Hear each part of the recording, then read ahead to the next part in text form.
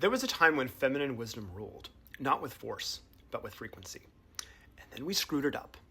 The goddess cultures that aligned with natural law were destroyed by a violent uprising of the patriarchy around 6500 BC.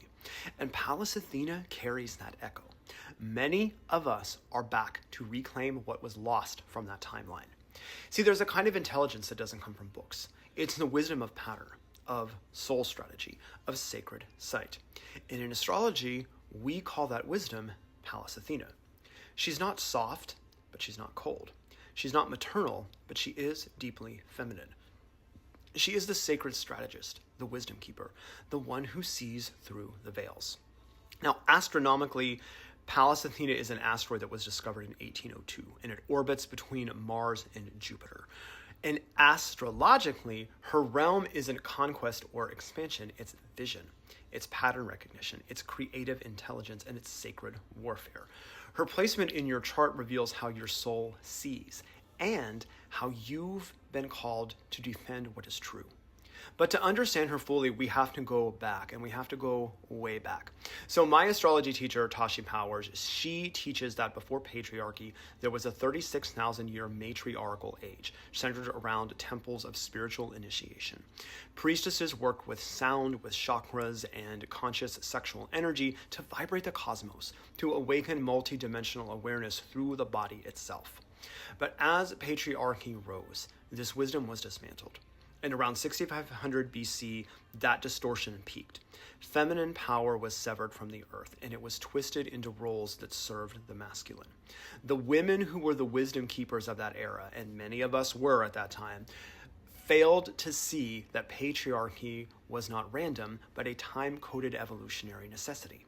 But instead of alchemizing a healthy form of masculinity, its lowest vibration emerged, and that is aggression, sexual abuse, rape, warfare, and a domination that replaced natural law and the matriarchal way of living in harmony with the earth. And now, many of us who lived through that shift have returned, and we've returned to get it right this time.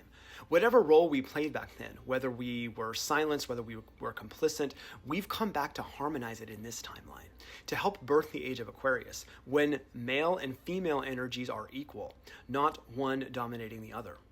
Pallas Athena became a symbol of that great distortion. No longer the intuitive oracle, she became the armored daughter of Zeus, the obedient virgin, praised for being wise, but never wild. And her myth tells us that she was born from Zeus's head, fully armored, fully grown. Her mother, Metis, the goddess of wisdom, she was swallowed whole. And that's the story that we've inherited. It's wisdom without womb. It's power without vulnerability. And it's feminine intelligence that survives only when it obeys. So in your chart, Pallas Athena reveals not only your gift of insight, but also the place where you may have disassociated your feeling in order to stay functional, where you've been praised for clarity but never held for your sensitivity, where your wisdom was only accepted if it was conformed.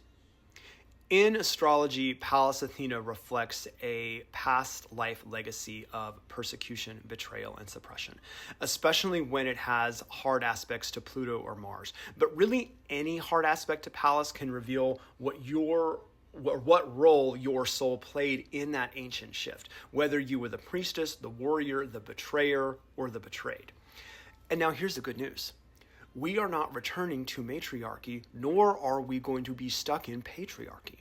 We are evolving toward equality consciousness, toward a time when Pallas can reclaim her wholeness. Men and women will be equal in this new age. Now, here's how Pallas can show up in your chart. In the first house, Pallas shows up as embodied insight. This is leading with vision, clarity, protection. In the fourth house, she may reveal trauma from the fall of that matriarchal line, a deep soul calling to heal the feminine at the root. Let's say it's in the 10th house. Well, she's asking you to reclaim leadership not through dominance, but through embodied integrity. This is no longer about obedience.